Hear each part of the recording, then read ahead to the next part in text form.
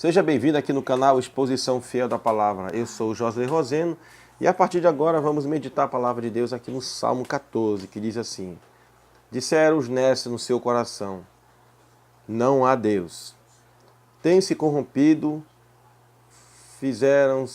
fazem-se abomináveis em suas obras. Não há ninguém que faça o bem. O Senhor olhou desde os céus para o Filho dos Homens para ver se havia algum que tivesse entendimento e buscasse a Deus. Desviaram-se todos e juntamente se fizeram imundos. Não há que faça o bem, não há sequer um. Esses versículos que acabamos de ler deixam bem claro para nós que entre a humanidade, entre os homens, que nascido do ventre materno, não há sequer um justo, não há um que faça o bem. Isso mostra a depravação radical. O pecado afetou o homem radicalmente. A humanidade toda está arruinada, porque Adão, o nosso líder, o líder federal, pactual, no Éden, ele pecou, ele quebrou a aliança. Ele levou todos nós a uma grande queda. A palavra de Deus diz que quando Adão pecou contra o Senhor, ele fugiu, ele se escondeu numa árvore. E desde lá até hoje, os homens são fugitivos de Deus. Os homens não querem ir para um julgamento na sua consciência. O Senhor chama os homens ao arrependimento, a se arrependerem e crerem no Senhor Jesus Cristo. O Senhor vem falando de muitas maneiras, de várias vezes aos pais, pelos profetas, e a nós falou nesses últimos dias pelo seu Filho, Jesus Cristo. E ele chama os homens ao arrependimento. Aquele que se arrepender do seu pecado e crer no Senhor Jesus, ele passa da morte para a vida. Mas aquele que não crê e não se arrepende dos seus pecados, a ira de Deus está sobre ele. Adão pecou, nós também pecamos. Paulo nos diz isso lá no capítulo 5 de Romanos, no verso 12, deixando bem claro para nós que quando Adão pecou, nós também pecamos. Adão errou, nós também erramos. Diz assim, Romanos 5,12: Pelo que como por um homem entrou o pecado no mundo, e pelo pecado a morte, assim também a morte passou a todos os homens, por isso que todos pecaram. No jogo de futebol americano, quando um jogador sai do campo, todos os jogadores são penalizados. Adão saiu do campo e todos os homens foram penalizados. Todos são culpados. Toda a boca fique calada. Todo mundo em silêncio e esteja culpado perante o Senhor nosso Deus. Nós herdamos de Adão esta natureza caída, esta natureza oposta às coisas de Deus. O apóstolo Paulo vem dizendo aqui no capítulo 8, no livro de Romanos, ele vem traçando um contraste entre o homem que está na carne e o homem que está em Cristo. Ele diz: portanto, nenhuma condenação há para aqueles que estão em Cristo Jesus, que não andam segundo a carne, mas segundo o Espírito. Verso 4. Para que a justiça da lei se cumprisse em nós, que não andamos segundo a carne, mas segundo o Espírito. Porque os que são segundo a carne inclinam-se para as coisas da carne. Vejam, os que são da carne, os que estão mortos nos seus pecados, os que ainda são incrédulos, não se arrependeram, não são convertidos, eles estão na carne. Os que estão segundo a carne inclinam-se para as coisas da carne. Eles gostam, eles amam as coisas que são da carne, aquilo que está de acordo com a sua natureza. Mas os que são segundo o Espírito, para as coisas do Espírito. Percebam que ele está traçando um contraste entre aqueles que estão na carne e os que estão no Espírito. O que está na carne inclina-se para as coisas da carne. Ele não pode ter e não vai ter uma inclinação para as coisas do Espírito. Por isso, você, amigo, desiste dessa ideia de que o homem tem livre arbítrio. Diante desse texto, fica bem claro que o Senhor cria um novo princípio no homem interior, dá a ele uma nova natureza, uma inclinação para as coisas do Espírito. Ele nasceu do Espírito. Ele nasceu para crer em Jesus.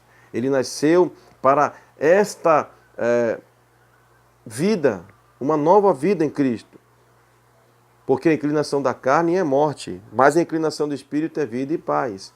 Porquanto a inclinação da carne é inimizade contra Deus, pois não é sujeita à lei de Deus, nem em verdade o pode ser. Portanto, os que estão na carne não podem agradar a Deus. Está bem claro esses versículos, mostrando para nós que o homem não tem liberdade de vontade. Ele só tem uma natureza, que é uma natureza que ele herdou na ocasião do nascimento de Adão. Foi isso que ele herdou. E ele não pode ter inclinação das coisas do Espírito, porque ele ainda não nasceu de novo. E é impossível este homem inclinar-se para as coisas de Deus. Portanto, os que estão na carne, os que ainda estão condenados, ainda não estão em Cristo, não podem agradar a Deus. Paulo diz aí no verso 9, vós, porém, não está na carne, mas no Espírito, se é que o Espírito de Deus em vós habita. Mas se alguém não tem o Espírito de Cristo, esse tal não é dele. Meu caro amigo e irmão, o mestre diz em João 6,44 que ninguém pode ir a ele se o Pai que enviou ele não trouxer. O Pai regenera os que estão mortos nos seus pecados, dando a ele um novo coração, uma nova vida, uma nova natureza, criando um novo princípio. E eles são atraídos ao Messias. Se o Senhor não regenerar, se não nascer de novo, não haverá entendimento. Pois os homens só vão buscar Deus quando eles entender a palavra de Deus, entender o Evangelho, entender a mensagem da cruz. E quem traz isso é o Senhor Deus. Olha o que o Senhor Jesus disse em Mateus capítulo 11, verso 25. Ele diz, graças te dou, ó Pai, Senhor do céu e da terra, porque ocultaste, escondeste essas coisas dos sábios instruídos e as revelaste aos pequeninos. Sim, ó Pai, porque te aprove. Todas as coisas me foram entregues por meu Pai. E ninguém conhece o Filho senão o Pai. E ninguém conhece o Pai senão o Filho e aquele a quem o Filho quiser revelar. Você ainda vai ficar acreditando nesse mito do livre-arbítrio? O texto está falando bem claro, que não depende de nenhum homem conhecer a Cristo, o Pai, o Filho, não.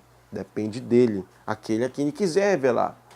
Então ele diz, vinde a mim todos que estáis cansados e oprimidos, e eu vos aliviarei. O homem só vai atender este convite, o homem só vai atender o chamado do Evangelho quando a ele for revelado a verdade do Evangelho. O que foi que o mestre disse aos discípulos, estando nas partes de Cesareia, no capítulo 16, no verso 13? Que diz os homens ser o filho do homem? E os discípulos disseram, um diz João Batista, outros Elias, outros Jeremias, ou um dos profetas. E disse-lhe Jesus, e vós, que dizeis que eu sou? Simão Pedro respondendo disse, tu és o Cristo, o Filho do Deus vivo. Você sabe o que foi que Jesus disse diante dessa resposta? Verso 17 diz, Jesus respondendo disse-lhe, bem-aventurado és tu, Simão Barjona, porque não foi carne e sangue que tu revelou, mas o meu Pai que está no céu. Quem foi que ensinou Pedro? Quem disse para Pedro que Jesus é o Filho de Deus, que é o Salvador? O Pai. Jesus está dizendo, foi meu Pai quem te revelou. Não foi carne, não foi sangue. Olha, tu não nasceu com isso, tu não nasceu com essa capacidade, tu não aprendeu em nenhuma escola rabínica, não. Foi meu Pai quem te revelou. Meus irmãos, todos os homens caíram, todos pecaram e destituídos estão da glória de Deus. Resumindo, os homens são pecadores em Adão, mas em Cristo são mais do que vencedores, porque são justificados pela fé, mediante a fé em Cristo. Pela graça sois salvos. Adão caiu. No futebol americano, quando um jogador sai do campo, ele é penalizado. Todo o time é penalizado. Adão saiu do campo também. E todos nós fomos penalizados com a morte. com o pecado. Mas Cristo é a esperança, é a salvação. E quando você se arrepende e crê no Senhor e Salvador Jesus Cristo, você é uma nova criatura. Obrigado por essa oportunidade de você poder nos ouvir. Até o